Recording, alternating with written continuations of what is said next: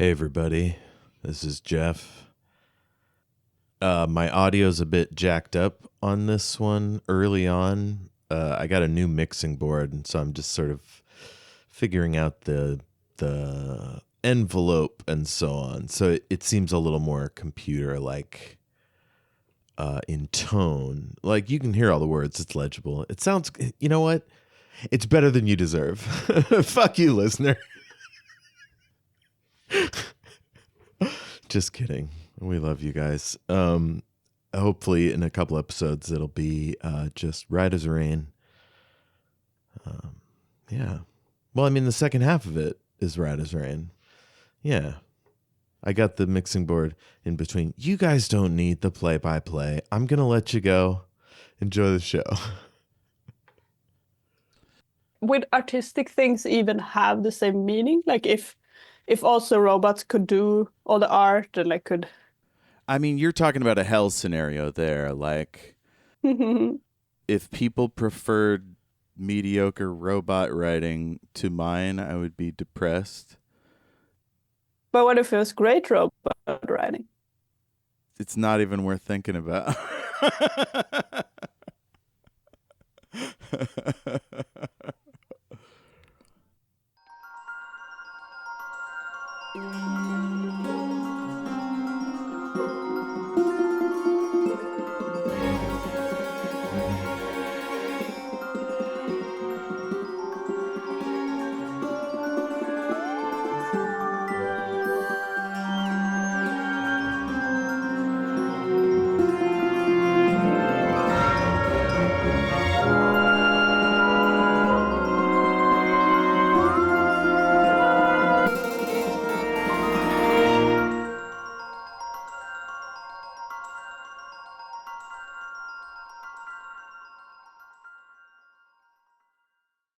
Welcome back to the Great and Secret Knowledge. I'm Jeff, and with me, of course, it's Sofia.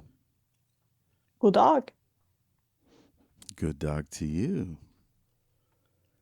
How are you this morning? I'm doing good. Looking like a good day on the way. It's blue sky, the sun coming up. How are you? I'm good. My dad was in the hospital, but now he's back home, and he's doing better. So, yeah, hoping that turns out well. Yeah. He had a bit of a heart thing and a blood sugar thing, so hopefully he gets that under control. And yeah, I've just been loving all kinds of media this week. Severance is back on, and Silo just wrapped. Some really good shows are coming through, and oh yeah, and I'm always watching Star Trek, so I feel good when that's happening. Let's see here. Should we get into this book? Yeah, sure. It took me a second to remember what media, what form is this media that I'm looking at with It's words? writing, yeah. It's like the penultimate episode now. Oh my God, are you serious? Mm. Oh, this book is so good. Penultimate episode.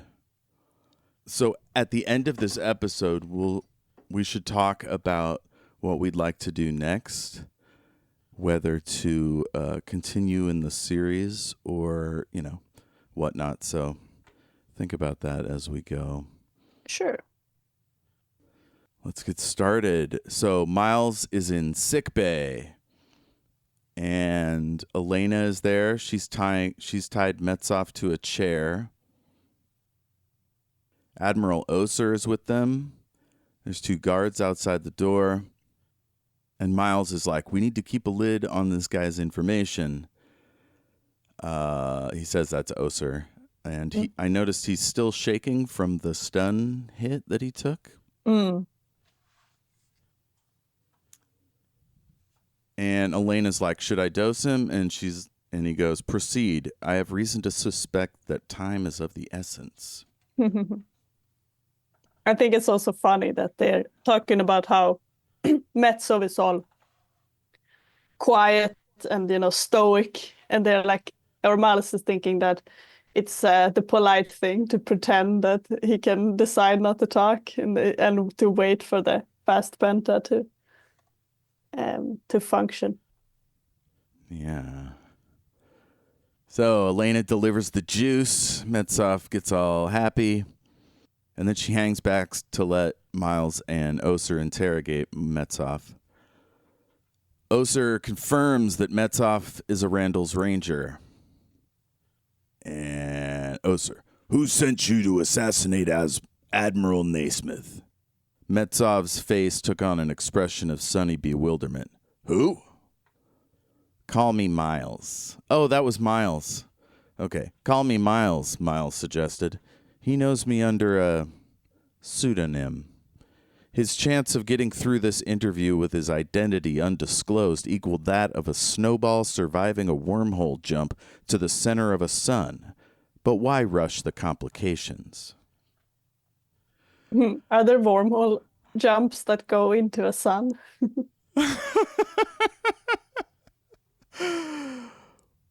That's a really good question. Yeah, how would you even know? Because if someone jumped into it, they could not come back to tell. They would just be like, this wormhole is no good. No one is coming back. Okay. What I would say is that there'd be some way to tell from this side of the wormhole that a sun is on the other side, because it would surely it would suck all the sun juice out this direction, right? Or some of it would leak through anyway. Yeah, that could be. Maybe they could measure and they could say like, wait, no, this one is into a sun. Let's not take that one. Yeah, they're like, that's got 82 megajoules of gamma radiation. Surely there's a star out over there or something. That's probably too small a number. But anyway.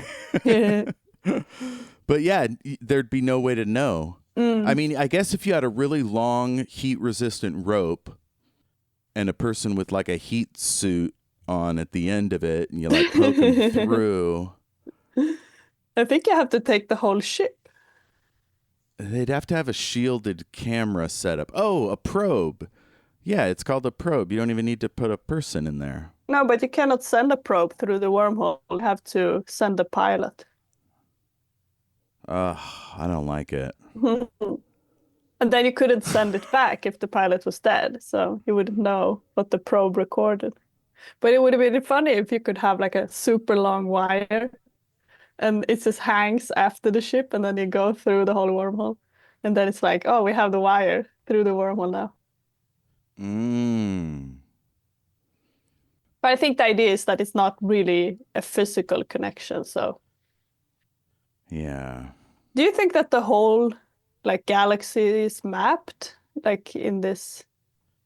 Because they do talk about the different settled planets and like different wormholes and stuff, but it's contained. So I wonder, is there like other wormholes that are not? I guess they have other wormholes that are not explored, because back in the first book they found this new planet that they had never been at before, right? Was that Komar? Sergyar. Sergyar, yeah. Or what they name it. I don't know if it had a name at the start. But yeah, I guess I was thinking about how much do they find a new wormhole and they're seeing that, oh, this is a new one. Maybe it's hard to find them. Maybe you have to really go very close to measure them up. So it would be hard to just go around in space and not really knowing where they were. I mean, in a sense, that was Cordelia's job, probably, unless that's a different type of ship that does that work. But like going out into the edge of a solar system and seeing if something shows up, like long-range scanners, I guess. And is it just first come, first served, or whoever can take it? I think. Ooh, the law of the sea. Yeah, right? they need some kind of a galaxy UN, because they are really having very not a good system for how to divide these things. There is like, oh, here is a planet, we will take it. Here is a wormhole, we will take that one. I think this is a whole lot more realistic than Star Trek, where like somehow the Federation is just and like people want to join rather than are captured by an empire. Because living in an empire myself, we did and continue to do a lot of dark shit to maintain our hegemony. And these smaller polities like, I don't know, I was going to say Sweden, but what is a planet? Is a planet more like the size of, I don't know, Tunisia, or like how low a population has enough power to protect their system? I think that you could probably have a planet that is very lightly settled, or you can have a planet that is like what is the name of that city planet in the Asimov book, Foundation? They have like a planet that is like only a whole city. Oh, yeah, the center of the empire. Yeah. I can't remember the name of it. But that one, I think it's like totally built. The whole planet is just a building. But so I'm thinking like that would matter a lot to how much human capital was there. But I don't know, like they would have what? I'm not sure. Well, the way she did this, by having there not be any humans or hardly any planets have humans on them that haven't ever been settled. Like Barrayar is unique in that it was cut off for hundreds of years, but like most of them are just people weren't there, now there are people. So there's not like, and there's no aliens, so like it's not quite like how the sea was, in the early days of exploration. Yeah, they still have contact with each other. That's what you mean. Yeah, but there's no indigenous people to like slaughter and take their land from them. Yeah, no aliens like either. But do you think that there are any who go on this generational ships? I'm thinking that some people just like, we don't want to have contact with anyone. We want to have our own, Mormons in space colony, and they just go on this ship away from where any of the wormholes are, and they just try to get to another part of the galaxy where they cannot be bothered. Well, the weird thing about going to the frontier like that is that if you get outside the risk of like being taken out by a pirate, then you're just so far out that if your colony loses, that's it for you. There's no one coming to save you. Whereas if you stay in closer, you're more likely to get pirated, but there might be some like, I don't know, safety nets, maybe some patrols or whatever. Yeah, but I mean that would be the same. It's a choice. That would be the same, like you were talking about the seas, that would be the same thing if you went out and just like took a ship, and then maybe you would end up somewhere and you wouldn't know if you had any connection to your people. Yeah, and I think that's kind of what happened with Barrayar, right? They settled, they were there for a little while, and then the wormhole closed. Is there any talk of like, will that happen again? Yeah, I also thought, like, how scary would that be? Imagine, we are talking about disaster preparation, but imagine if suddenly your country was just gone from all the other countries. So it's like, I mean, you would be fine in the US, I think, but in Sweden, it would not be great. We could not have all of our food. I mean, we do have a lot of food, but it's like we would only eat oats and stuff. No coffee for us. It would be a nightmare here. Like, I assume people would adjust eventually, but I bet it would cause a ton of unrest to not have all our fresh vegetables and stuff. But you have fresh vegetables. Like you could grow them most time. Theoretically, yeah, but corporations would own the lion's share of the produce and grain and all that. So if things went tits up here, they Yeah, but that's just logistics. Like they'd screw us. I'm thinking like, for example, in Sweden, if we lost the rest of the world, we would have no fossil fuels. We would have like no, most of the manufacturing we would not have, so would be impractical. But I guess, I don't know, we have some uranium. We could use that together with the wind power. Well, you'd have to go a-ranging like back in the old days, you know, sending out little boats to collect gear that the people left behind, or food or oil or what have you. I could tell you about that when we talk about book recommendations at the end. I will tell you what I read. Oh, okay, That great. was fun. Yes. So we've made it through about a page of these 2 chapters. Yes. Moving swiftly on, somehow Miles's cover hasn't been compromised, which is good. It looks like Cavilo set Metsov up to be captured or killed. Metsov admits that the attack was to be on Vervain itself, and because the fleet is only so big, Miles realizes their only purpose was to raid and run, cause havoc down on the planet, rob from banks and stuff. Essentially a pirate raid. Do you want to read the next quote there? Yeah. How did you figure to escape the irate Bravani Navy then? Asked Miles.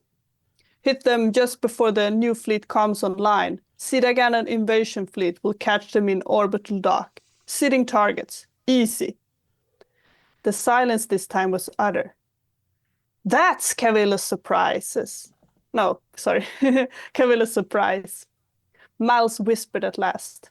Yeah, that one's worthy of her. She's crafty. She's got plans within plans. Miles respects her moxie, I think. It's funny though, because I feel like in these books, it's often like it is the Cetagandans. So it would be funny if at some point someone was like, maybe it's the Cetagandans, because they're so used to them being up to shenanigans. Cetagandanans. No, that didn't work. Cetaganigans. All right, it's the Cetagandans, Cetaganigans to take both sides of the Vervain wormhole. Miles admits that Metsov was fired from Barrayar's army.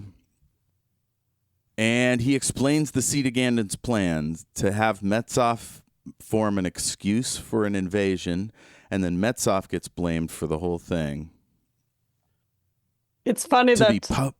just want to say that it's funny that, is it Oster who says like, wow, he was fired from the Barrayarans? It must have been really terrible. And Miles is annoyed. Like, Miles, you know this. They have a really bad reputation. Yeah. I mean, his commanding officer did have 18-year-olds pointing disruptors at text, so it is a rough place apparently sometimes. Yeah, but he was fired for that, so that they can't be blamed for. Totally. So, quote, to be publicly hanged by the Cetagandans to demonstrate their good faith. See, this evil Barrayaran harmed you. You need our imperial protection from the Barrayaran imperial threat, and here we are. And Cavilo gets paid 3 times. Once by the Vervani, once by the Cetagandans, and the 3rd time by Jackson's Hole when she fences her loot on the way out. everybody profits. Except the Vervani, of course. Gosh, I love it when he just, like, lays it all out for us. It's like Sherlock Holmes, kind of. So the Cetagandans are definitely going to punch through into the hub. Miles figures they'll leave a small force to support a puppet government on Vervain and move on to secure the entire hub. Oser's freaked out. He wants to give up the whole contract and take off. Then Miles is like, wait. That's the old plan. She would never have let Metsov go if it was still happening. There's another factor, a new X in the equation, Gregor. Unless I miss my guess, the Cetagandan invasion is now a considerable embarrassment to Cavilo. Who is saying the next thing? Let's see. Is that Oser? Oh, yeah, I think so. Admiral Naismith, I would believe that Cavilo would double-cross anyone you care to name, except the Cetagandans. They spend a generation pursuing their revenge. She couldn't run far enough. She wouldn't live to spend her profits. Incidentally, what conceivable profit outweighs triple pay? So Miles doesn't tell Oser yet, but it says there's one play that she could make to survive this whole thing. She could really bring this off. Empress Cavilo of Barrayar. It even scans. And she could cap her career by betraying absolutely everybody, even her own forces. Miles, the look on your face. And that is Elena remarking on how weird Miles looks right now. He says it could be starting right now. Cavilo's counting on the Dendari fleet being torn apart by conflict between Miles and Oser. So Miles says we have to get everybody to Vervain to pin the Rangers in place against the wormhole. Admiral Oser is like, fuck this. We're not doing that. No. Yeah. If I moved my fleet away from Aslan, the Vervani would think we were attacking them. And mobilized, go on the alert. Good, but in the wrong direction. Not good.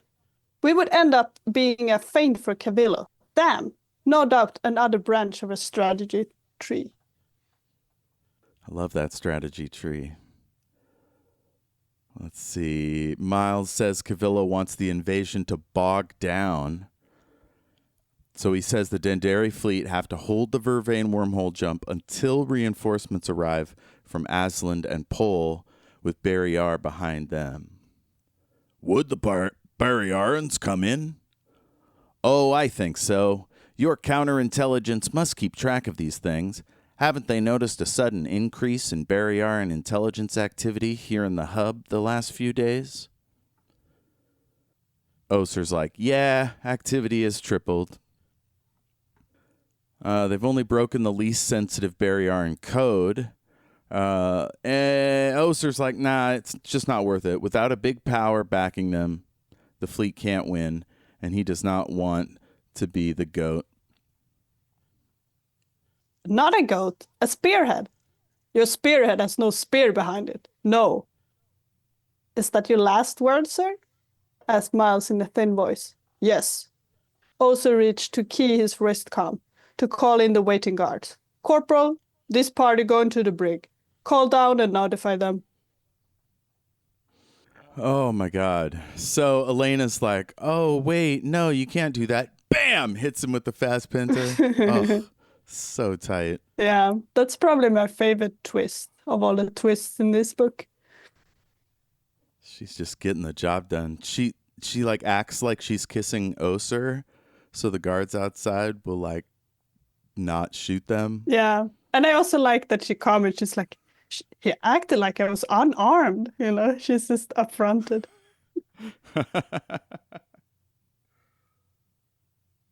I just also like that this was also incidental in a sense, because Miles was thinking, we really need to be alone with Metsov. But this was not in order to overpower Oser. It was just a coincidence. So then it works well that Oser doesn't have any guards in with him. Hell yeah. So Elena says they should go to the... Oh, go ahead. No, I was just saying, I suppose maybe it is stupid of Oser to be like, to allow that. He should have probably been insisting that, no, I will bring some guards in with me. Like, I don't care about your secrecy. It's like he got so enticed by the idea of these secrets. Yeah. That he put himself in danger, you know? I think so. He can't really help but to trust Miles. And that's so even when it's like, I'm not trusting him, he's still like trusting him. It's like he's some kind of like Ned Stark, that he's just like, no, I'm not trusting him. And then he's like, still can't help but to just be led, even when he's like suspicious. Yeah, I mean, he's lucky that Miles and Elena aren't murderers. Let's see. Elena says they should go to the brig to pick up Tongue. Miles kind of trips Oser, then asks the guards outside to help him walk. And then both of them break away from the group on the way to the brig and go to Oser's cabin. And Miles is trying to work out what to do next. Elena's inspired mutinous gesture had given him the best break of the day. He had the momentum now. He wouldn't stop till he was brought down bodily. His head spun with the unutterable relief of at last getting the shifting, writhing, cluttering, might be, nailed to a fixed is. The time is now. The word is go. Maybe. If. He's like an engineer of violence. Yeah. And it is fun, the idea that he's been so undecisive because he's not been able to act, he's been constrained. And then the idea that's like, no, now I can act like in the way that I want to. It's kind of like if you're waiting for something, if you have these plans or something, but you cannot do them until later because you have to wait for example, like maybe you're saving money for something and then it's like, now I have the money, now I can do it. Totally. So Miles and Elena discuss Gregor. Miles is like, yeah, Cavilo plans to marry him. What? Miles? There's no way she could have got such an impossible notion in her head. Unless Gregor planted it, which I believe he did, water and fertilize it too. What I don't know is whether he was serious or playing for time. She was very careful to keep us separated. You knew Gregor almost as well as I do. What do you think? It's hard to imagine Gregor love-struck to idiocy. He was always rather quiet, almost, undersexed, compared to, say, Ivan. I'm not sure that's a fair comparison. No, you're right. Well, compared to you, then. Ooh, yikes. Undersex compared to Miles is like Miles has had like sex twice or something. Like, ugh, that's interesting. Yeah, but I think she means more of the urges, not necessarily the actions. Oh, yes, of course. Yeah. Yes, of course. Oh, man. Yeah, I think when we talked to Lois, did we mention something about he might be ace? No, not at all. But I thought about it now that if it was like written today, then it would just be like, oh, maybe he's asexual, and it would be the whole fan canon. But I think here it's like more. I don't know that I would. It's more about he has no private life. Yeah. But it could be Ace, I suppose. Is that a spoiler? If we, It's frustrating because we don't know if he had sex with her. oh We yeah, don't know if that's there was any also. kissing at all, really. I don't think we ever see any. Yeah, we don't see from his perspective. But do you feel like, are you sad about this? Like, do you feel like you're missing that you wanted to have Gregor's perspective? I think it's just a prurient interest. I want to ship Gregor and Cavilo, you know. It doesn't help the story in any way. You just want like a separate. Maybe you could find some fan fiction, and it could be. There you go. There you go. Get some Gregillo. Yeah, but I don't really like. I usually don't read fan fiction because I feel too confused if it's something that takes place in the story, because it feels like I want to keep it like, no, what is the actual story and what is the fan fiction? It bleeds together. So I think that I could read something if it was like a totally different, a what if story, like what if, I'm trying to think of some what if Gregor, like what if Gregor was like taken off planet to be kept safe and then he was never returned and he was in some other place or something. Like an alternate universe, yeah. Yeah. But I couldn't read this kind of fan fiction. I wouldn't enjoy it because it would be too confusing for me. Yeah. All right. So Miles thinks he might not have ever had sex because he was always watched. This could be his first step toward a relationship. And then a guard calls from the brig. Yes, he said in his calmest, bored voice. Corporal Metis here, sir. We've put the Vervani agent in cell 9. Thank you, Corporal. It was worth a try. We still have some fast penta left. Would you two please bring Captain Tongue up here for questioning? Beyond range of the vid pickup, Elena's dark brows rose in hope. I was so jacked when I first read this, and I was like, they're bringing Tongue! They're getting Tongue! Yeah! Yeah, it's funny. It's like the idea that they would bring everyone into this room and then they still have to somehow, continue after this. What did you imagine the dimensions of this room being? Oh, good question. I don't know that I thought that much about it, but I'm thinking it's like rather small. People are really like being kind of close together, but I guess it could be larger. I think I'm just thinking about it because it's like in space, so it makes sense that everything is small. What do you think? Yeah. Well, I was picturing Admiral Adama's quarters kind of in Battlestar Galactica, but also Janeway in Star Trek Voyager. It's kind of like, I don't know, 10 feet by 20 feet sort of size, but the desk is really big. That's what I'm picturing.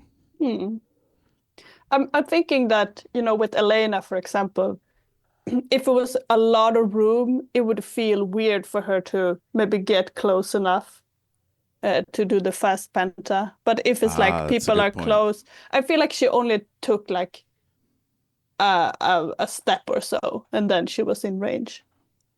Yeah. It's a little bit of distance to the door, though, because the guards seem like kind of out of earshot in a way. Do you not think it's just the door is thick or? Oh, I'm thinking of when Chodak and his guy are in there. That's later. Oh yeah, isn't it? you're right. I guess. No, I don't think that they're out of earshot. I think they're just like, okay, we're not going to say anything. Like they are happy to be in the room with him. Gotcha. So Miles says to bring Chodak and a couple of his men up with Tongue. So he keyed. He keyed off the comm and stared at it as if it had transmuted into Aladdin's lamp. I don't think I'm destined to die today. I must be being saved for day after tomorrow. You think? Oh yes, I'll have a much bigger, more public and spectacular chance to blow it all away then. Be able to make thousands more lives down with me. Oh, take. I don't know why I keep changing the words. I just I'm like bring thousands more lives down. Be able to take thousands more lives. Man. It's not even the same word, you know. It's like I'm making Yeah. up the words. So I must have read it, but then I changed it. It's sometimes when you're reading something aloud, like your eyes travel a word or two ahead, and it'll steal sounds from that word, like more. You know, maybe you took a more from an M from there. And it could have been that you just look at the sentence as a whole and then like kind of fill in the missing word. Mm-hmm. But it is interesting. I am with the second language, like reading out loud is really the thing that you do the least. I remember when I went on my high school year in the US, and I had never read English out loud, pretty much. I don't think we ever did it in school.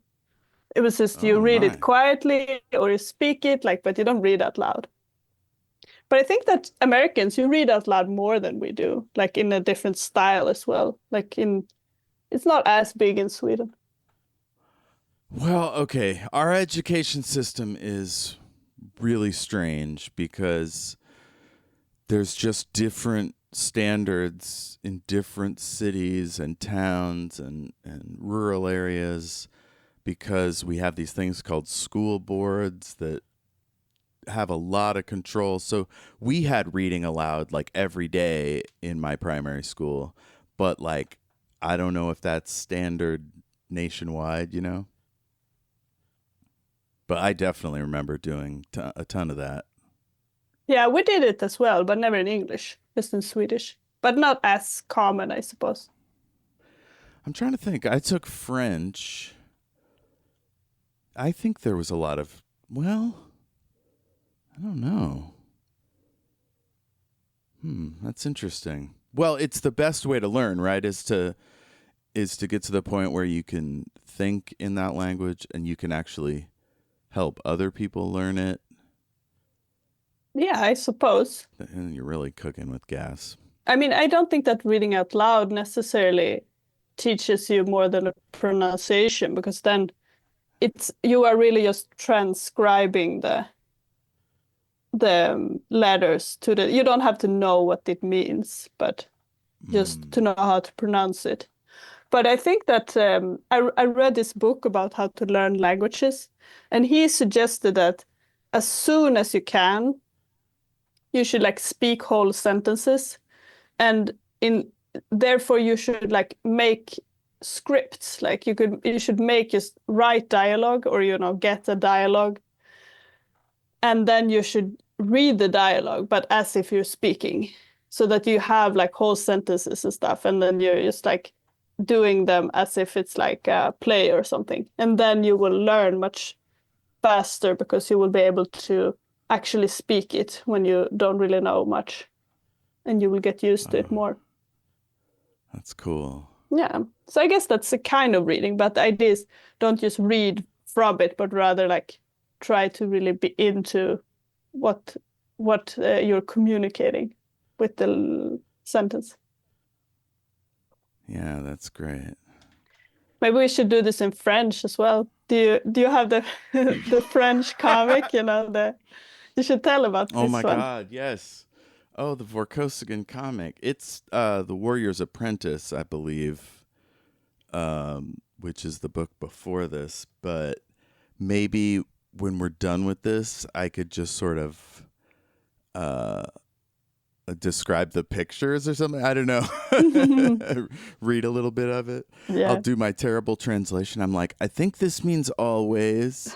No, you should just read it in French, and then the listeners will have to be like, okay, you will have to just understand this French. Hey, if you want to sit through me reading a comic book on the air, I'm happy to do it. I guess it's not the best medium to do in a podcast form. Describe, but I guess it could be, you could do it, and then you could be like, this is for French blind listeners, and then you could describe each of them. Notes. Yeah, I like that. And if I made a video, the video could actually show pictures of whatever I'm reading, I guess. Yeah, but it would be weird to show the whole thing. And if you only show a few pictures, then it's like... But I guess, yeah, yeah. you can't really get what a comic is without seeing a whole page, Hmm. which then that gets you, yeah, that's tricky copyright wise. Maybe you could do it Huh. like with these quotes that you're like describing it, and then you're like doing one panel, and they're like, oh, this is one panel, and then you go forward. Yeah, okay. I'm going to do a comic book actually with Jamie in a week or two. So it'd be good to do a little practice. Yeah, and then you can try it out. Yeah. Let's see. So he's worried about killing a bunch of people. So Elena tells him not to get depressed. He asks her, why didn't Oser just arrest everyone? And she explains to him that Tung didn't get busted for planning a revolution, but for insubordination. That Oser kind of like tricked him into throwing a punch. And so that gave Oser, probable cause? I don't know, whatever it is to throw Tung into the slammer and take over. Well, no, he wasn't taking over because Tung had a dumb make-work job that wasn't even important. So yeah, but just consolidating his power, maybe. Yeah. I wonder, like, which Oser's men are. We don't really see a lot of them because it would be too confusing to have so many different characters. But I assume he has like commanding officers who are loyal to him. Totally. All throughout the fleet. I think Tung said that it was like 40%, 30%, and 30% uncommitted or something. Like it was some big numbers. Imagine having, this is basically a company, If Yeah. there was a power struggle at my company, I would just be like, I'm leaving. I wouldn't be like, oh, which side am I on? Well, that was an option too. Like captains could just take their ship and go and be like, fuck this contract. Yeah. So that, yeah, I think they mentioned that was also an option. People just not picking a side. So now the plan is to keep Oser unchanged, but not let him talk to anyone. And the guys arrive with Tung. Ah, thank you, Corporal, said Miles. We will be having a little informal staff conference after this interrogation. I'd appreciate it if you and your squad would stand guard out here. And in case Captain Tung gets violent again, we'd better have, Sergeant Chodak and a couple of your people inside. He emphasized the your with no change of voice, but only a direct look into Chodak's eyes. Ah, smooth. Yeah, and Chodak gets it. Hell yeah. Tung starts to get all aggro with Oser, and then he's like, That's funny. Yeah. What the hell's wrong with this guy?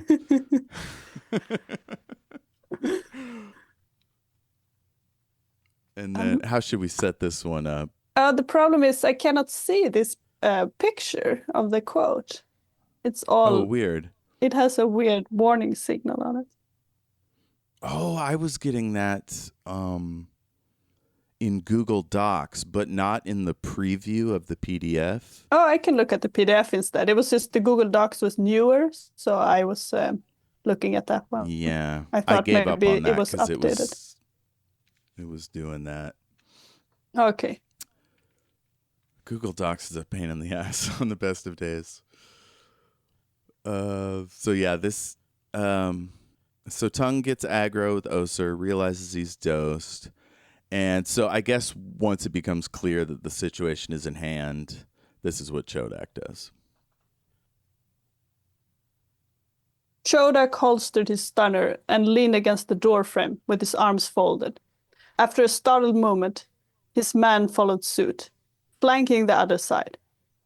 Fly on the wall, Chodak grinned out of the corner of his mouth at him. Consider it a gift. So this is what I mean, that Miles hears him saying this, so they're not that far away. Yeah. That's fun. So Miles isn't ready to throw in with Tongue. Tongue's like, come on, man, let's do this. He explains that someone delivered him into Cavilo's hands. And the way he says it, Tongue is worried that Miles is trying to finger him. And instead, Miles lays out his plan. I haven't come back here to put you in operational combat command of the Dendari. A beat as Tongue's worried features attempted to settle on an expression.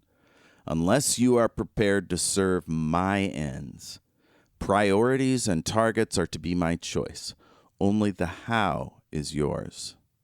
And just who was going to put whom in command of the Dendari, as long as that question didn't occur to Tongue. As my ally, began Tongue. Not ally, your commander, or nothing, said Miles. Yeah, I also like this, that he's just making up this chain of command. It's like, I am your commander. And then he realized there is like nothing that says so. Ah, man. That's just brass balls right there. So Miles gets Tongue to agree and then goes on. Oh, I think one reason why he doesn't want Tongue to be the boss is that he's a controversial figure, whereas I think Naismith, more people will want to rally behind him. Yeah, that makes sense. So Tongue does need him somewhat. Like, he couldn't necessarily just take over.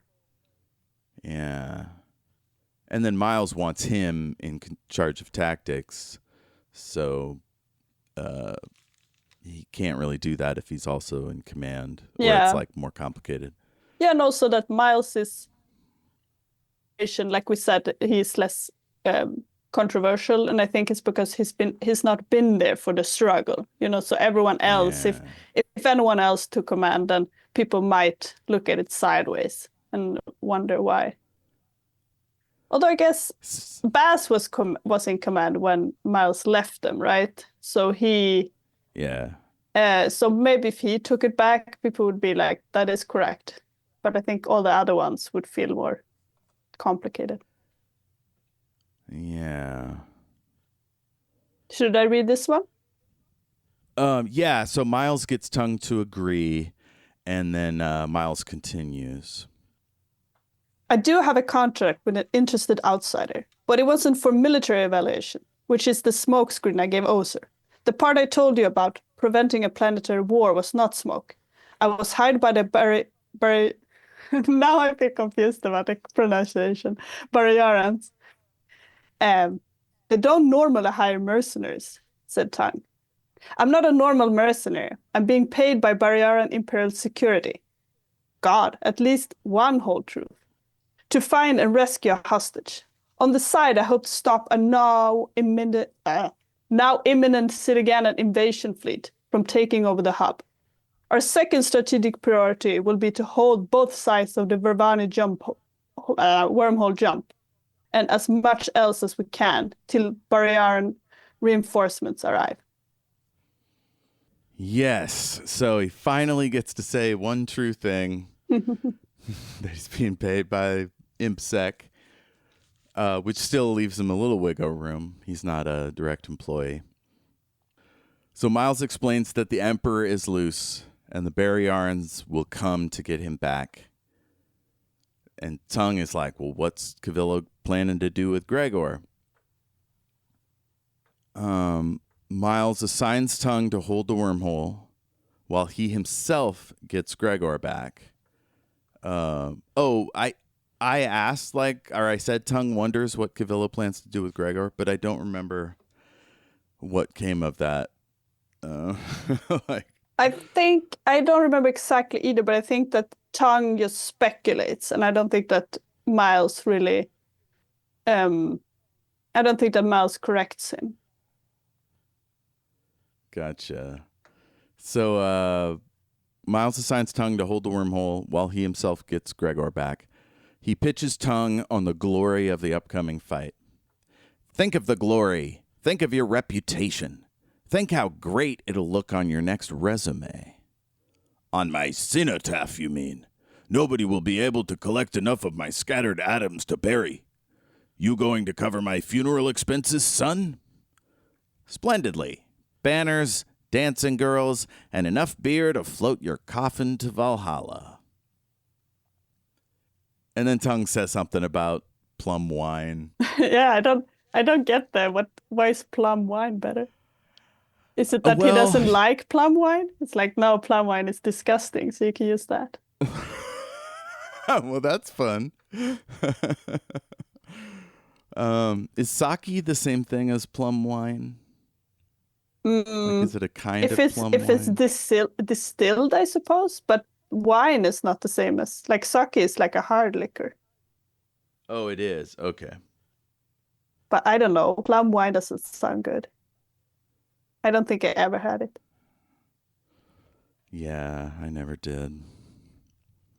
There is like Japanese liqueur where you put plums in this hard liquor, but I don't know if it's like if there's even can you make wine out of plums? Probably you could. I'm gonna see if we have any in Sweden. Hell yeah. So Miles says to put the fleet on alert and then to go make up with Austin. Austin arrives in the office, sees the crew, people's stunners raised, and Miles is just playing it cool. I just looked at the plum wine as well, and there is like it's not technically a wine because it's just you put the plums in hard liquor. Ah. Yeah, it doesn't sound good. Okay, sorry. Off topic. So you're doing Austin's expression. Yeah.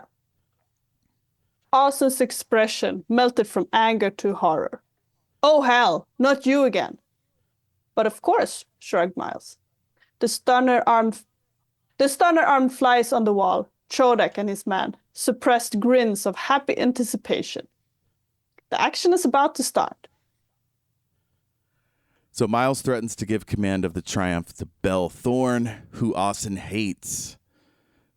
Miles lays out the financial benefits of Austin's cooperation.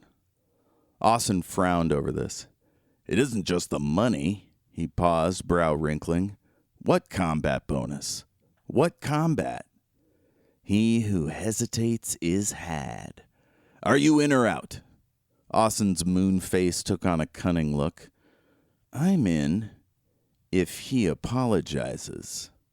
And here we get a great scene. Ugh. Miles tells Tongue to apologize. Yeah. And sorry. I was going to skip exactly what Austin says, but he says some gross stuff about Belle Thorne.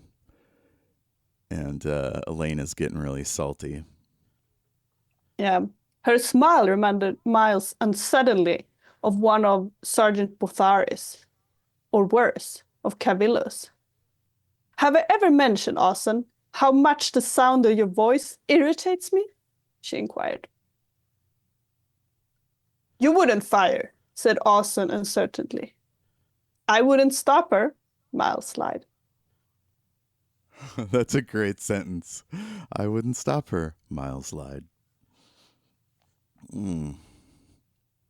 Yeah, and this is the one that's funny when Tongue apologizes. We don't get the actual apology, but it's like he recaps every bad thing he said about this. Like, I'm sorry, like I said that you were stupid and your face was ugly.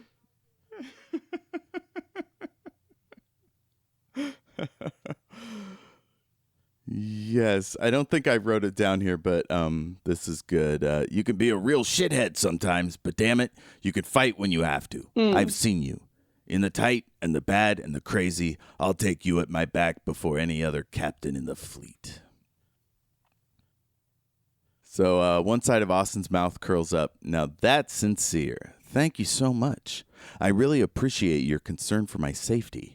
How tight and bad and crazy do you think this is going to get? Tongue, Miles decided, had a most unsavory chuckle. Oh, that's fun. So the next scene is just basically them like trying to roll over the rest of the crew to like get with the program. I don't know that we need to read this next one. Maybe we could just summarize it. Like the different captains, most of them give in. Peregrine's captain tried to fight him, so they stunned him, and then another one chose a promotion.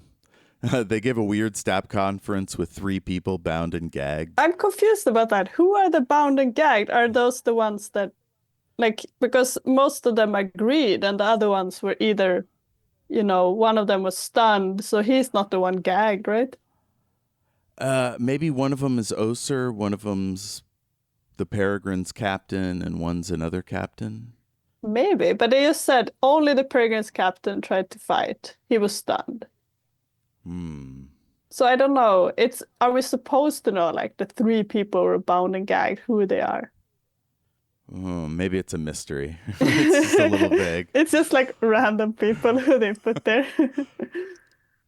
So Tongue is like, it could be worse, and Miles is like, give me a break. Partway through, Miles massaged his temples and leaned over to whisper to Elena, "Was it always this bad, or have I just forgotten?" She pursed her lips thoughtfully and murmured back, "No, the insults were better in the old days." So he's been away from the Mercs for a while. I can't tell if he misses it or if it's annoying. So that's over. They take Oser and the captain to the brig. Miles tells Elena to reinterrogate Metsov, get all the Rangers info she can, and then to pass that on to Ops. Miles expresses regret for what he's doing.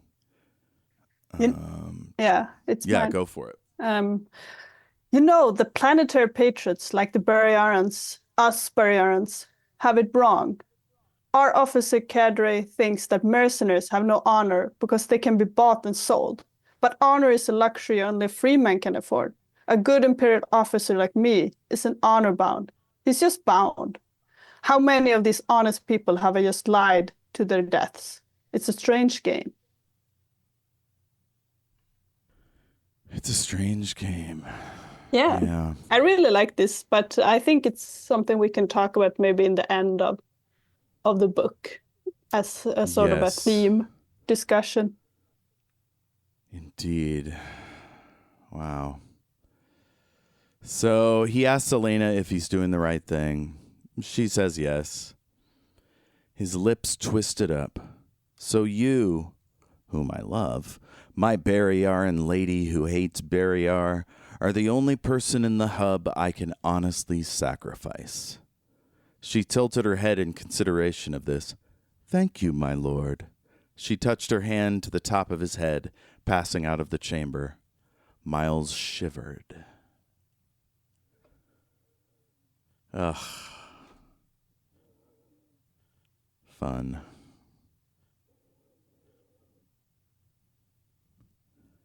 I feel like every time his love for her comes up, you make a noise. But I like this one better because I think in this one, it's like there is something to be, I don't know, there is a shared history between them, and there is like a shared sense of what is sacred, or, the values and stuff. And I think in that case, I'm like more okay with it. And it's not, I don't know, it's not that I dislike that it's there. It's just that maybe, sometimes it's like within real life when people are wallowing in things. I'm like, you thought about this already. You already decided. Like, you don't have to think about it again. And I understand that in reality, this doesn't work. But in fiction, sometimes you just want to be like, okay, but you dealt with it once. So now you should be over it. Because he did decide, like, oh, she doesn't love me. I will give her up to this, or at least not romantically. And like, I will like accept that she chose another. And then he's still like, oh, am I in love with her? It doesn't matter. Like, you gave her up. Yeah. It's hard when you're single and like you miss a person that you were into. Especially if you have to see him all the time. Yeah. And he hasn't seen her in a long time. So I sympathize, but it can be annoying to read about.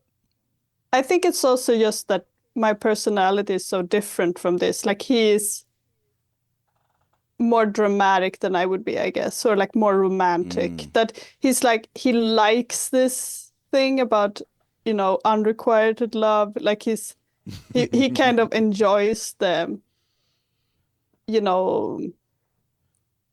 I'm not sure how to put it, but for me, I would just be for like, the drama. Yeah, I think so. It's more dramatic. But it's like, for me, it's just like, if there is no end point to it, what's the reason for dwelling on it? Then it's just like, oh no, I already decided on this. Like, I'm not going to think about it.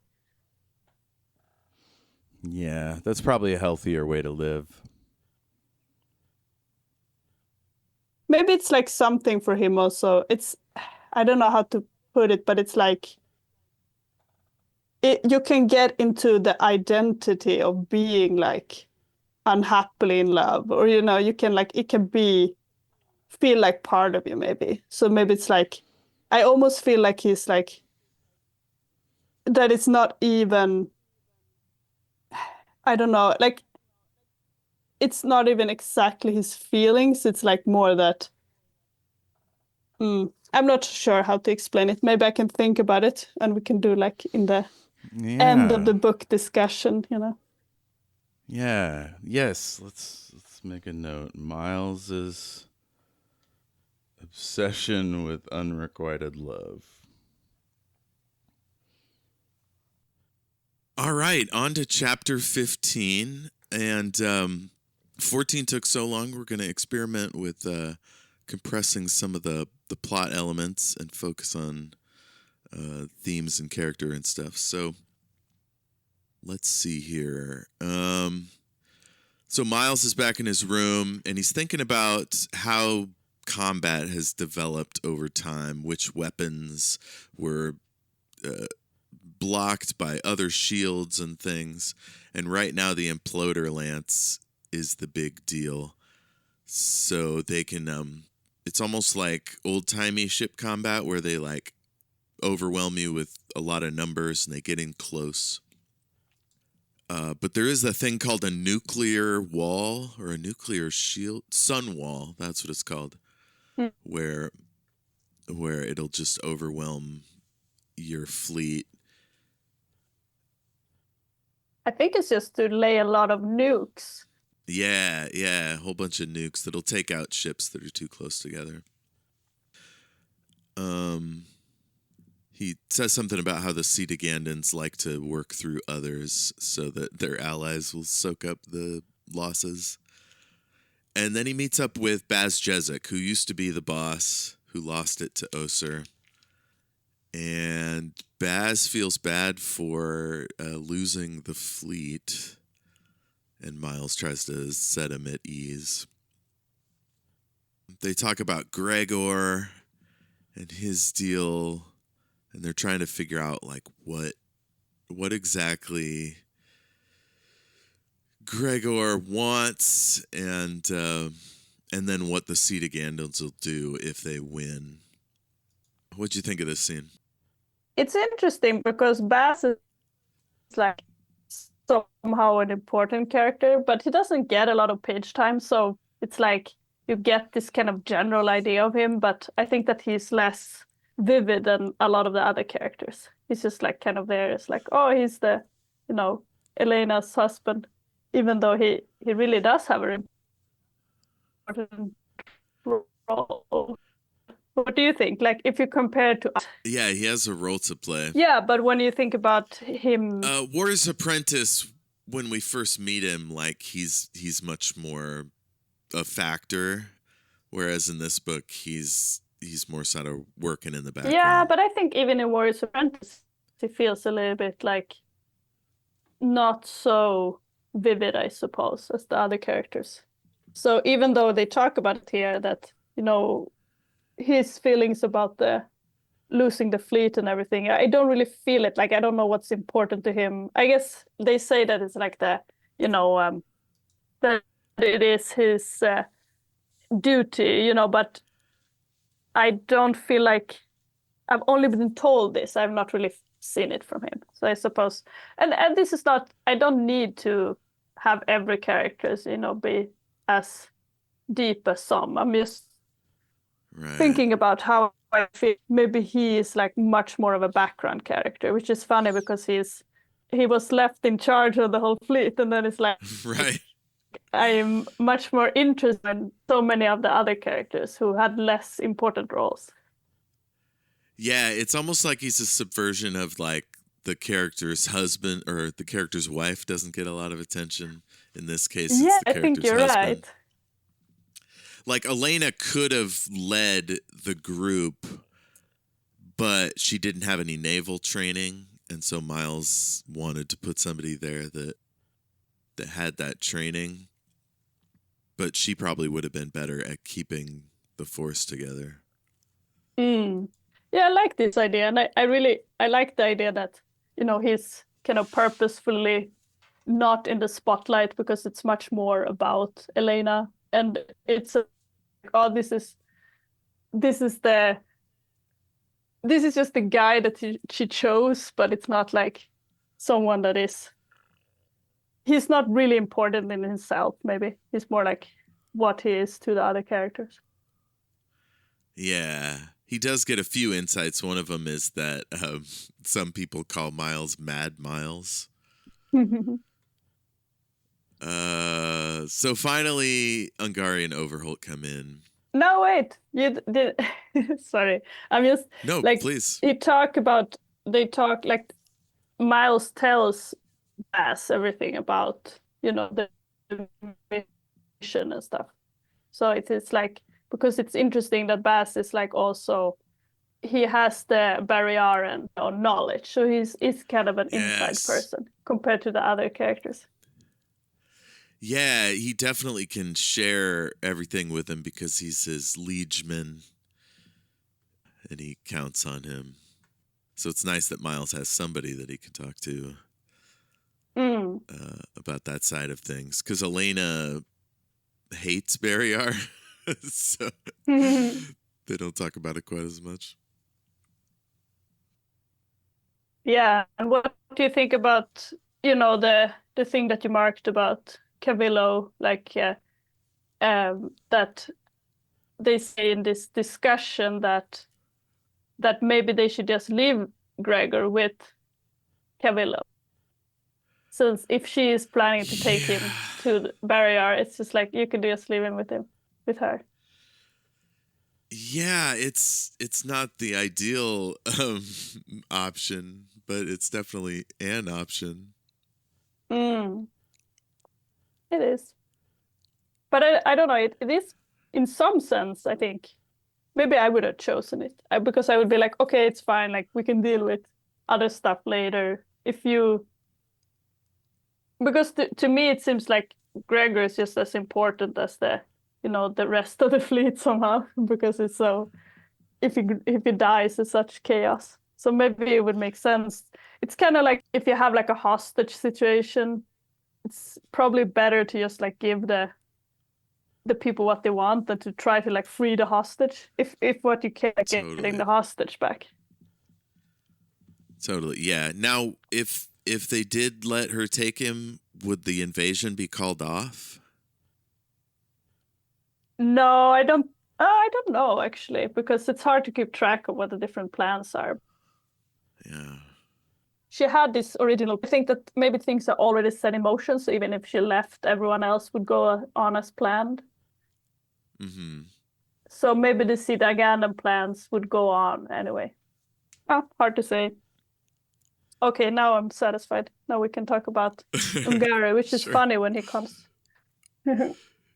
Yeah, so let's see. Miles says for Chodak to come because he trusts him and bring a guy in. As soon as Ungari comes in, he's hot as hell. He goes, Vorkosigan, you idiot. What the hell kind of game have you been up to? He's just on 11. Yeah. It's funny before, because then Miles thinks, when Ungari shows up, Miles is so relieved. He's like, oh, now finally, like I have some backup. And then as soon as Ungari comes in and talks to him, it's like, no, he's gonna ruin everything. Oh, yeah. He's got opposite ideas about what to do. Yeah. And then isn't he also talking about how, when Ungari is mad at him, he's like, why didn't you talk to Elena? And he's so, he's being so, like in Swedish, we would say that he was acting dryg, which is like, but it's not really, but if I was Ungari, I might think so. It's like when you pretend not to understand, but you actually understand and you just want the other to have to respond to it. So it's like, oh, I don't understand. Why didn't you, instead of just being like, oh, you dumb, why didn't you talk to her? He's just like trying to ask, wait, explain to me, why didn't you do this? Sort of playing dumb or willfully obtuse. I think so, yeah. It's a willfully obtuse kind of thing, like the way that he's, instead of just, but maybe it's like him trying to be subordinate. So we learned that Overholt didn't figure out about the Emperor because nobody told him he disappeared. But because of Miles's shenanigans, and he's so mad about that too.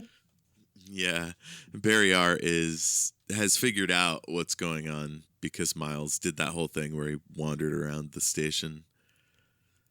Yeah, and I feel like it's so much with this kind of thing where the Barrayarans are always doing the need to know kind of thing, and how many problems that have come from this, because the whole reason that Gregor ran away is because he didn't know about his dad, and then now they're just like, oh, we didn't tell this person that the Emperor was missing, I don't know. Do you think it's like a commentary how if you have too much secrets like this, it's disruption? Oh, yeah. Yeah. Too many secrets and people don't work together. I mean, that was supposedly a lot of what was behind 9/11. It's the FBI not talking to the CIA and so on. But that's often used as an excuse to consolidate power. So it's tricky. Let's see. Ungari wants to know where Gregor is. There's ships headed to the hub from Barrayar. And Miles is worried, like, if they just blow past Paul will get our worked up and then be on the other side. Miles tells him his plan. He wants to fly to Vervani and guard the wormhole there. And Ungari is like, absolutely not. We're shutting you down. We're not doing any of that. And that's when Miles is like, yeah, change of plans. Elena just jumps in and knocks out, or I guess Chodok shoots Overholt. And does Elena fast penta Ungari? I can't remember. Or do they just draw down on him? No, they can't fast penta him because he's That's an right. agent. He's got that, whatever that mod is, that it'll kill him. Yeah, I don't remember. Did they just maybe have him without a weapon? I feel like that's why. So he's just like, he doesn't fight back, because they have the weapons trained on him. Yeah. So there's this great quote here where after Elena's like, why did that all happen? He's like, well, I can't let anybody stand in the way of this. And she goes, Elena's eye lit with a skewed enthusiasm. Dear God, Miles, Metsov, Oser, Ungari, all in a row? You sure are hard on your commanding officers. What are you going to do when the time comes to let them all out? Miles shook his head mutely. I don't know. So then they get on the move. They leave Asland. The Aslanders are freaking out. But one thing he wanted was for Aslander to go on maximum alert status. So they get reinforcements, mobile forces come in, and their reserves are brought online. So once again, he does something that could be dangerous, but it ultimately serves his purposes. Yeah, it's a danger to them, but it's also, like you said, it's the overall purposes is useful. Yeah. So I'm not sure what I meant here. He considers the possibilities his simple act could end the invasion. He might be saying letting Gregor hook up with Cavilo and do all that, but it would cause political consequences. Let's see. Oh, so Cavilo tries to reach them, and this is when he starts doing that playing for time thing, where you're like, pretend that our comms are screwy. Just make her wait as long as possible. Yeah. Isn't it also, I think there is some time before that, right? And then they have this message, yeah. Yeah, it takes a while to cross the gap there, Yeah. flying wise. So he's telling his lieutenant to slow things down. She says, "I can boost the gain, sir, and cut through." No, Lieutenant. The interference is going to be something terrible. In fact, if you can stretch that to 4 hours, so much the better. But make it look real. Until we're in range for a tight beam conference between myself and Cavilo in near real time, I want you to think of yourself as a non-communications officer. And then he says, "I want maximum inefficiency, incompetence, and error. On the Vervani channels, that is. You've worked with trainees, surely. Be creative." Yeah, I think it's probably fun for them that they can just get to be silly like that. They're just like, no, Yeah. pretend you all have problems. It's like they are a theater group. Yes. So he meets up with Tung. They do some tactical calculations.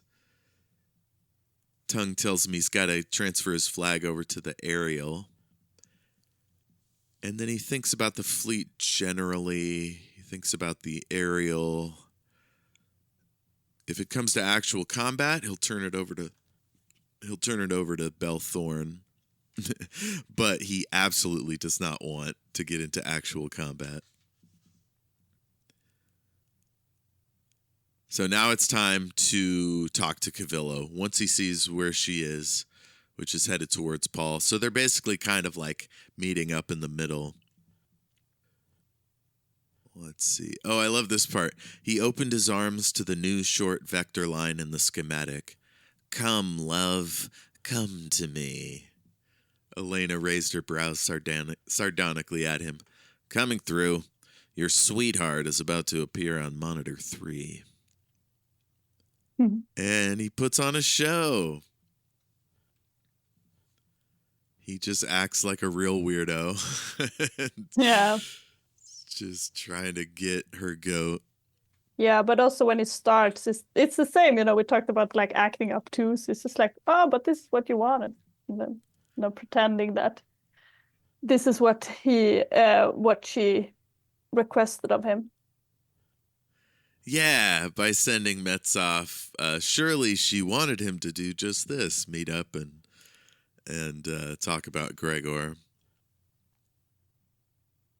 Oh, and how she told him to take charge of the fleet. So he's like, "What? I did it. It's fine."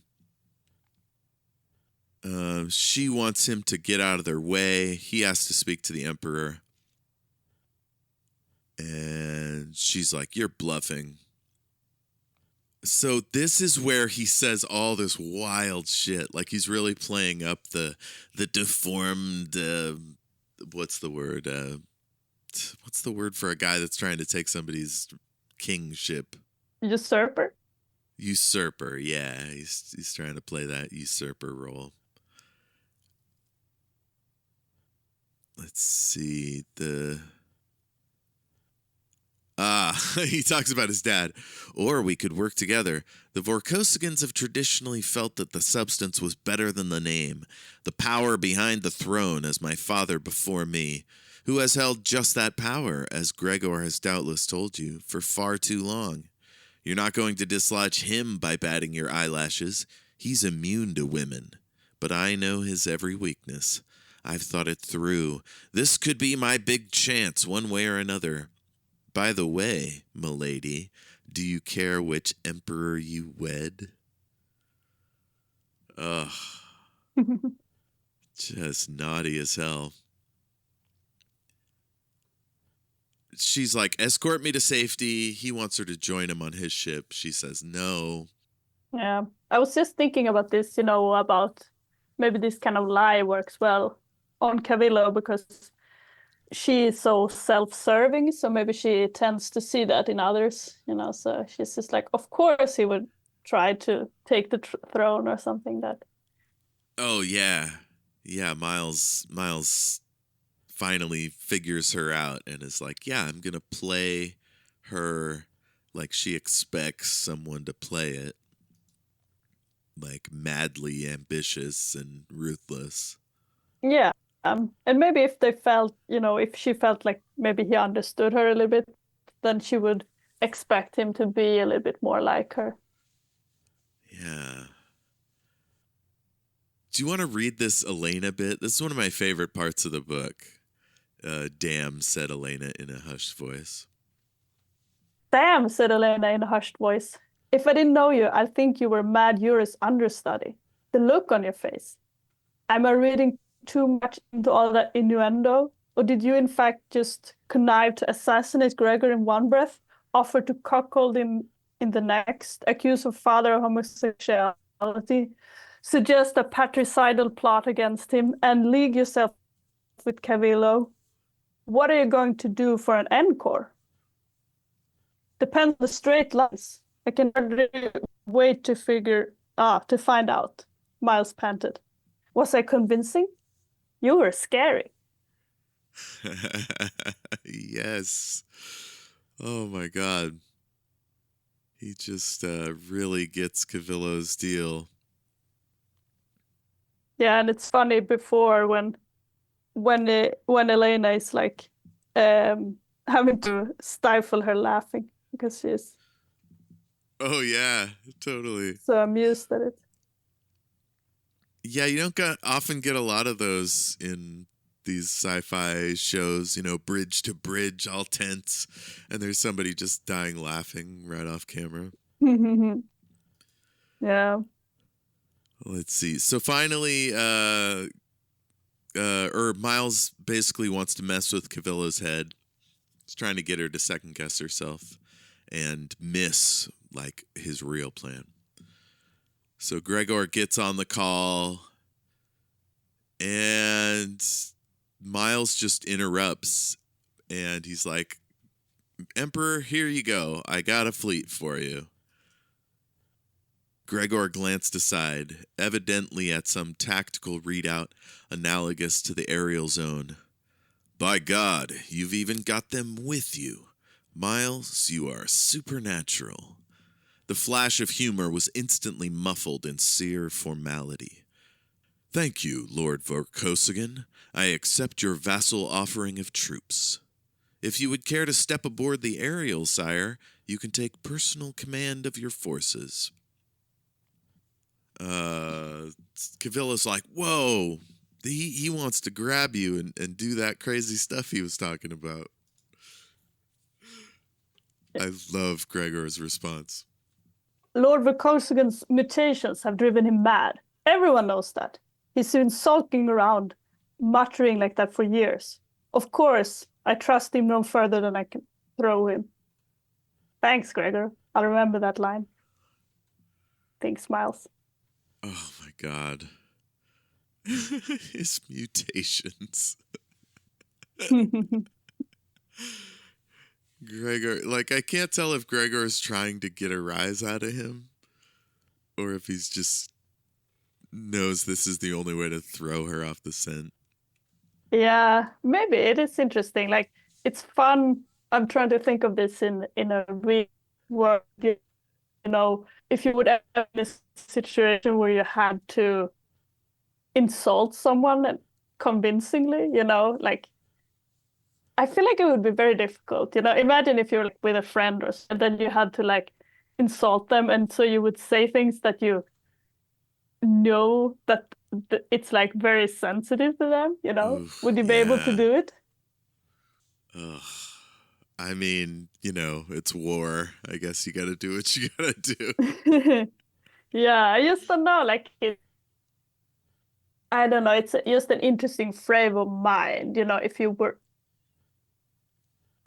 only thinking about it's like all the guards are down somehow. Or what do you call it when you have like what do you call it when you are, for example, with a railway, and you have this kind of protections against going across the railway? What would you call that? Are you talking about on an electric train with the Nah, third rail? I was just thinking about some word in English, and I was trying to think of like what it's called. Maybe I would say something like we say this, that, if everything is like, if everything is allowed, then it's like all the blocks are gone. You could just go anywhere. And that's not how you usually interact. Right. Yeah. Yeah. The gloves are off, I think we usually say. Yeah. It goes from a game to a beat down. Yeah, that makes sense. Yeah, railways. It's funny that railways have no railings on the outside. You never see railings, but it seems like they'd be useful things to have. What do you mean railings? Well, like, you're in a subway and the train just comes up to the edge of the concrete and there's nothing preventing somebody from jumping onto the track. There is in many places. There is this. This is just the choice. You don't have to have it open. It's pretty common to have like walls between the railings and the platform. Okay, I like that idea. Let's implement that. I don't know. I'm sure it's like a financial calculation. It's like how many people actually jump on the tracks versus how expensive are walls to maintain. I mean it's pretty common. In Sweden, they say all of the drivers of the subway, they are told that like you will have someone jump in at least once when you drive. This is just a given. And they don't really talk that much about it because they don't want to encourage people, but it's fairly common. Ugh, that's a bummer. Now it's two more. Let's go back to the war. Talk about this in the book. Let's see. So the mutations thing, Gregor's like, yeah, the Vorkoscans have always been loyal, and he knows how to deal with him. And fundamentally, the Council of Counts would never accept a mutant emperor. And so he's like, trust me, I got this. He's not a real threat. Yeah. That Cavilo is so at mercy at this because I don't know, how much do you think she knows about Barrayar? Maybe she knows mostly what Gregor has told her. Yeah, I mean, she didn't even know much about Cordelia, like the Vorkoscans and their relationship to the Emperor.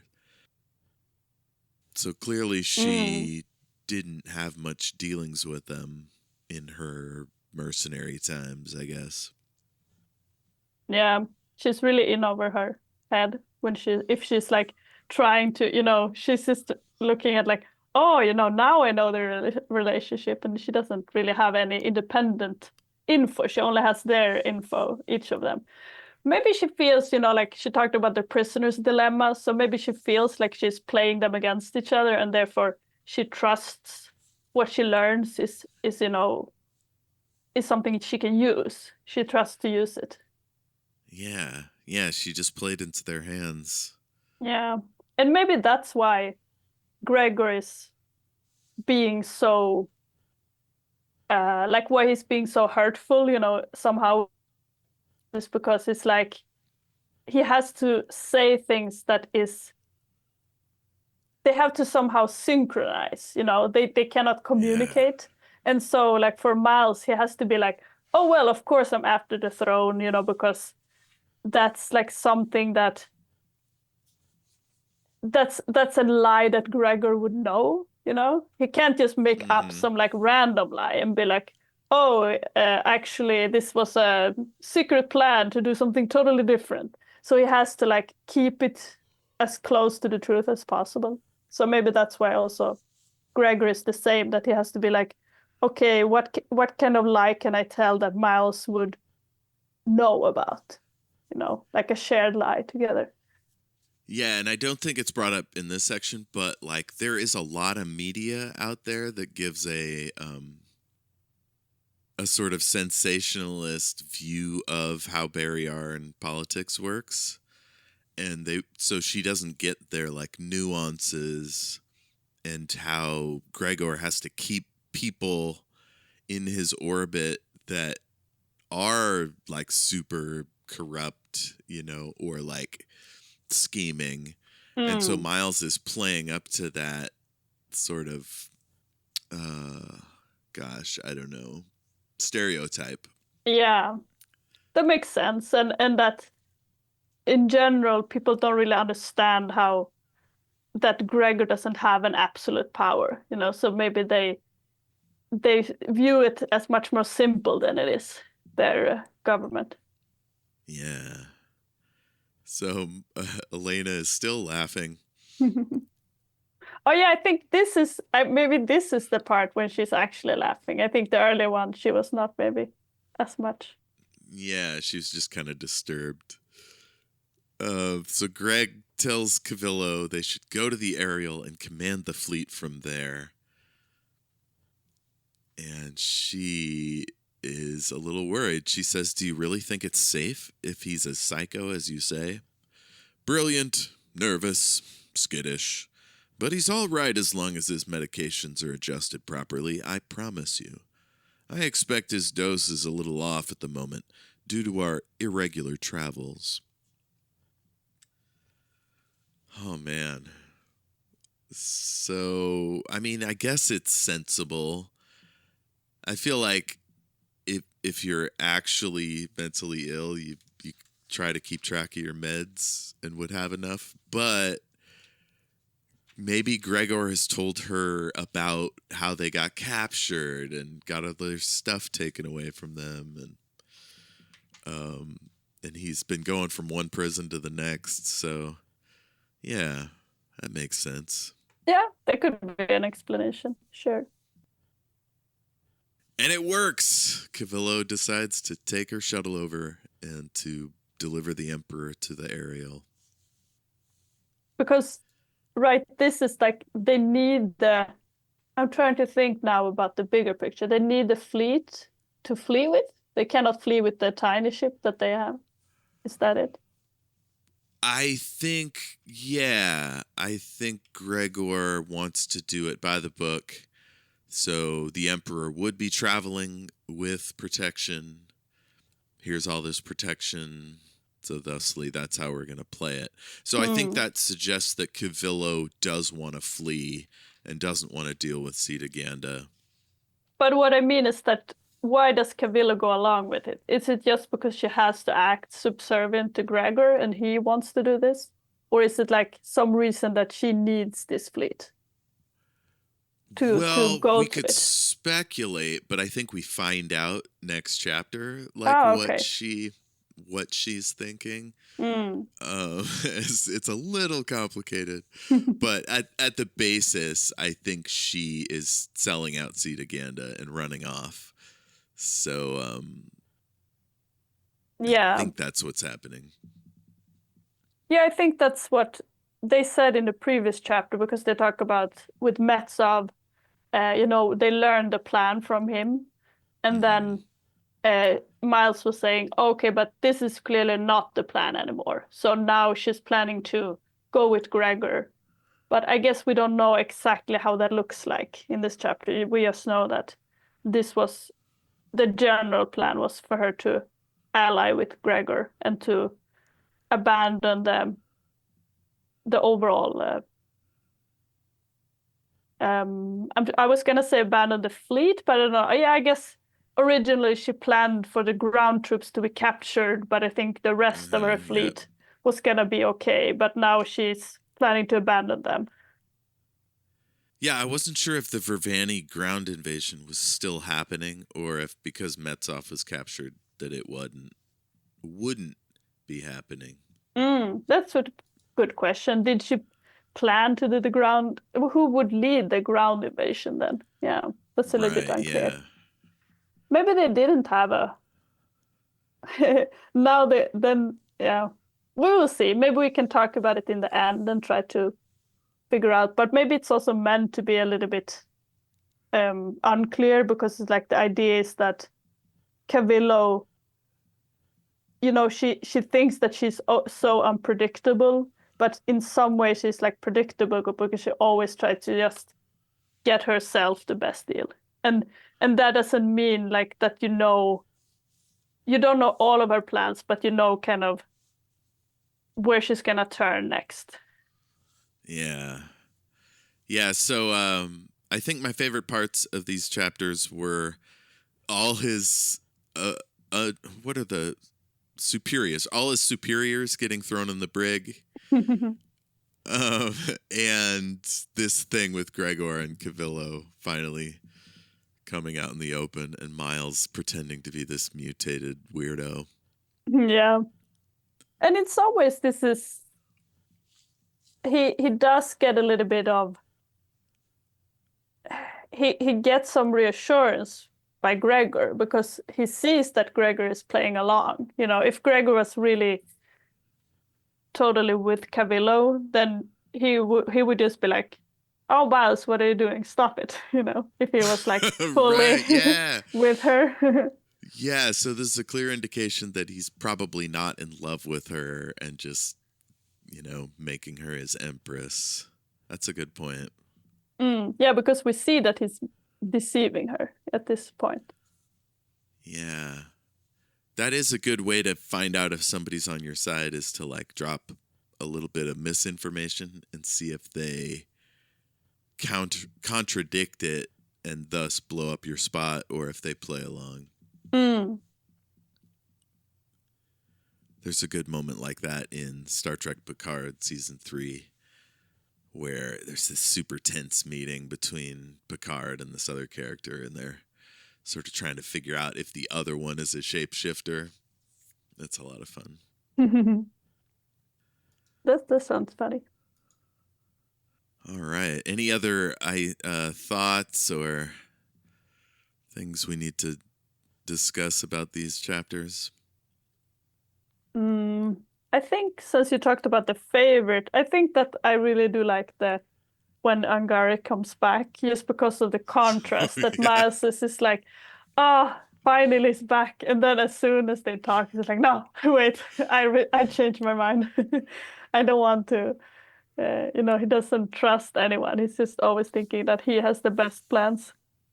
Poor Which guy. I think, I think it makes sense in this case. I feel like, I remember reading something about, I think it was, I read some people discussing Angari, and they were just like, oh, he's such an idiot. And then people were like, wait, this is not his job. He's not normally like trying to deal with invasions. He's just supposed to be a guy who, keeps his head down, collects intel. Like it's not his kind of mission at all. So I think it makes sense that Mouse is like, no, this is not for you. This is too advanced. Yeah, I mean, it's weird to have somebody be your commanding officer but have a totally different job. Like, his job is just to study troop movements and stuff. Yeah. And while Miles is over here doing everything else. Yeah, I feel like we could probably find some kind of analogy, in the modern world. But I don't know exactly what. But it would be, someone just trying to, like, if there was a business or something, and someone would be like, "Oh, we should expand. We should do this," and then the other one is just like, "No, we just have to like keep doing what we're doing, and not do anything new and try to just get everything." Yes. Yeah, I'm sure that happens at various corporations and governments and things. Unfortunately, right now in this country, we have a guy who's just like, oh, go ahead, richest man in the world, do whatever you want, and I'll just give the odd speech and pretend to be working. Hmm. And meanwhile, our government is falling apart. Yeah. One of my friends did a funny sketch. She was filming her and a friend, and they went to the American embassy in Stockholm, and they were trying to explain why they now had this embassy, because her friend told her so that she could have it, and then they were like trying to explain to the guard in there that it's good for tourism, like we will be able to make it really an amazing place, this embassy, but he wouldn't give it to them. Trying to Elon the guy. Yeah. We belong here. Yeah, I have a piece of paper back at the office. I mean, everything is topsy-turvy, Alice in Wonderland over here. So yeah, sounds like that sketch is spot on. So yeah, next up is the end game, right? It's the last 2 chapters. Yeah, it is. Nice. So exciting. Listener, if you want to send us some ideas for things to discuss, your favorite characters or moments or things you didn't like, send us an email. It's greatandsecretknowledge@gmail.com. Our numbers are climbing up the charts, so there's got to be somebody out there that wants to interact. I'm sure they're somewhere, so hopefully they'll check in. Yeah, let us know. And maybe we'll figure out then, like, do we want to keep reading in the series or go back or try something totally different?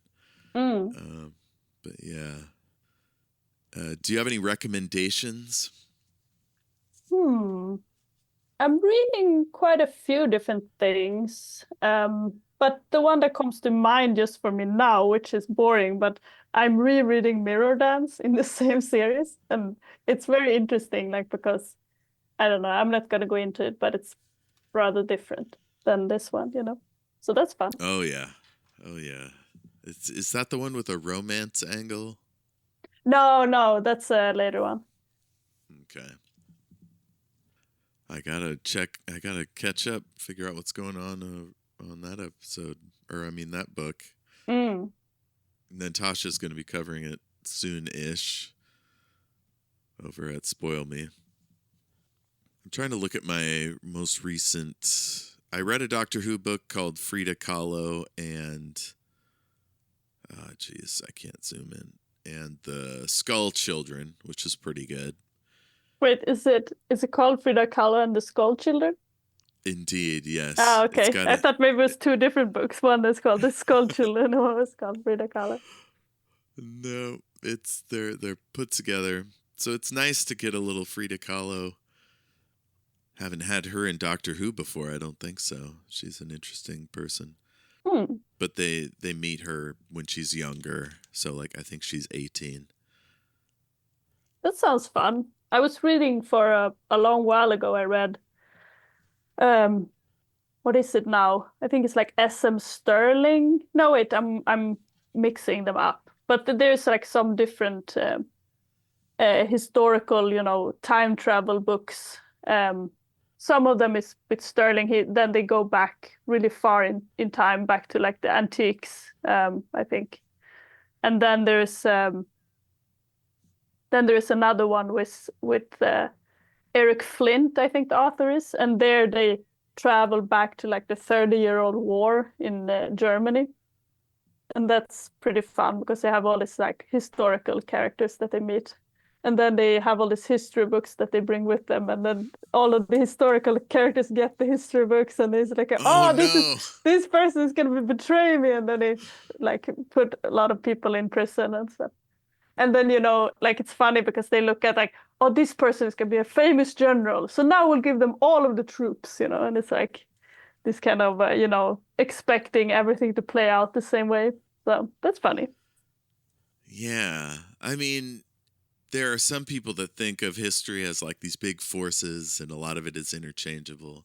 And then there's other people that think there's discrete moments where somebody could intervene and change it.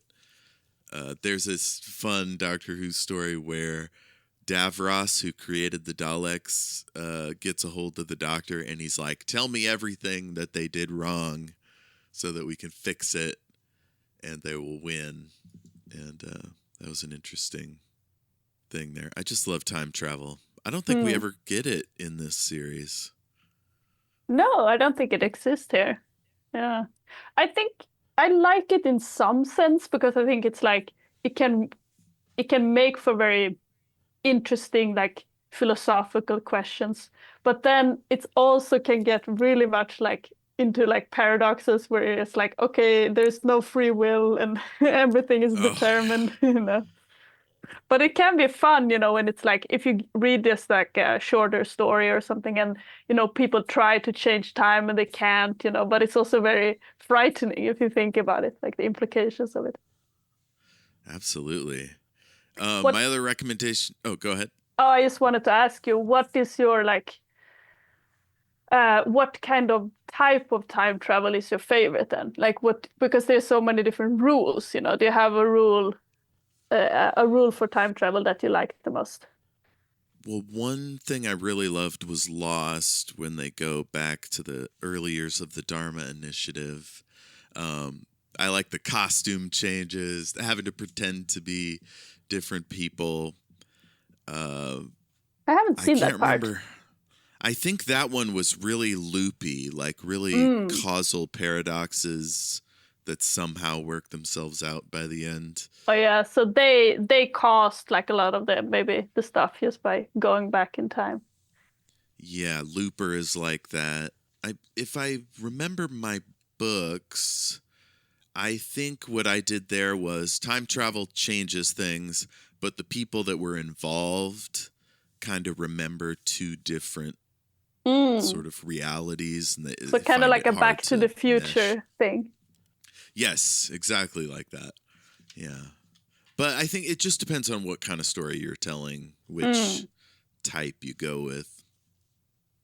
Doctor Who goes all over the map. Sometimes they'll do that, like the Doctor caused the Great London Fire, stuff like that. The burning of Rome, I think, was sort of his fault. No, sounds depressing.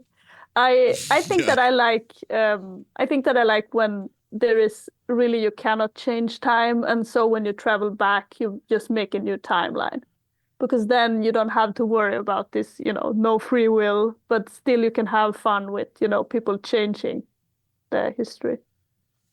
Yeah, that creates a multiverse. That's a big part of Loki season 2 is trying to decide, should we just let it be total chaos or prune the timeline so there's just one.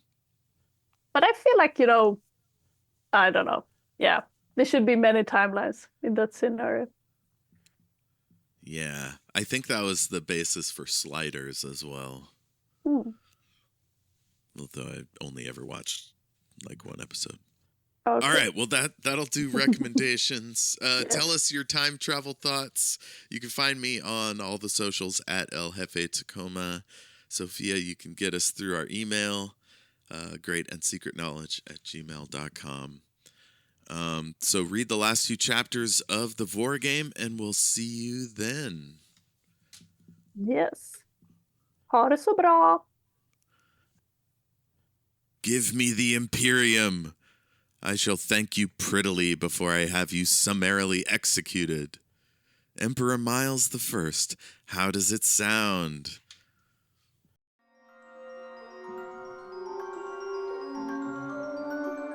A huge thanks to James Lark of jameslark.co.uk for providing our wonderful theme song.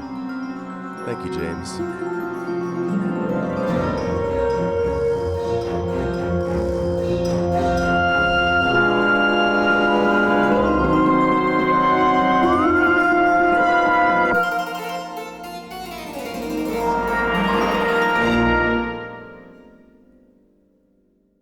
This is you. No, it's you. Oh, it's me? God damn it, Jeff.